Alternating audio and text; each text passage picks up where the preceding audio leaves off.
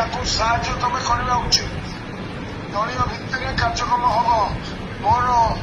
ମୋର ମନା ନାହିଁ ଯେ ସମୀର ଦାସକୁ ଆମେ ଟିକଟ ଦେଇଥାନ୍ତୁ, କିନ୍ତୁ ପରିବର୍ତ୍ତିତ ପରିସ୍ଥିତିରେ ସମୀର ନାଁରେ ଯୋଉ ପ୍ରକାରର କାଗଜପତ୍ର ବାହାରିଥିଲା ତାକୁ ଦେଖିଲା ପରେ ଦଳର ନିଷ୍ପତ୍ତି ସେଇଟା କରାଯାଇଥିଲା। ଯଦି ସେ କଥାଟା ତାକୁ ଟିକଟ ଦିଆଗଲା ପରେ ବାହାରିଥାନ୍ତା ତେବେ ଦଳର ସମ୍ମାନ କେବେ ରହନ୍ତା ନାହିଁ।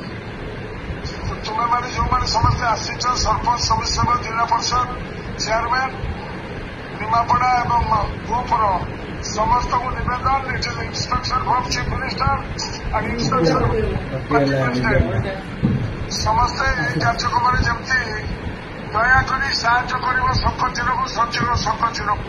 ତୁମେମାନେ ସମସ୍ତେ ଜିଲ୍ଲା ପରିଷଦ ଜିତିଛ ଶଙ୍ଖଚିହ୍ନରେ, ତୁମମାନେ ସରପଞ୍ଚ, ସମିତିସଭ୍ୟ, ଚେୟାରମ୍ୟାନ ହେଇଛ ସମସ୍ତେ ଶଙ୍ଖଚିହ୍ନ ପାଇଁ। ତେଣୁକରି ଗୋଟିଏ ଧାଡିରେ ଦିଆଯିବ। ବର୍ତ୍ତମାନ ତମେ ଶଙ୍ଖର କାର୍ଯ୍ୟକ୍ରମ କରିବା ଏବଂ ଆମର ପାର୍ଲାମେଣ୍ଟ କ୍ୟାଣ୍ଡିଡେଟ୍ ଯିଏ ଅଛନ୍ତି ତାକୁ ମଧ୍ୟ ସେଇ ଅନୁସାରେ କାର୍ଯ୍ୟକ୍ରମ ହବ। ସମସ୍ତଙ୍କୁ ସେଇ ନିବେଦନ ରଖୁଛି। କାହାର କିଛି ପଚାରିବାର ଅଛି ଯଦି କ୍ୱେଶ୍ଚନ ମତେ ପଚାର।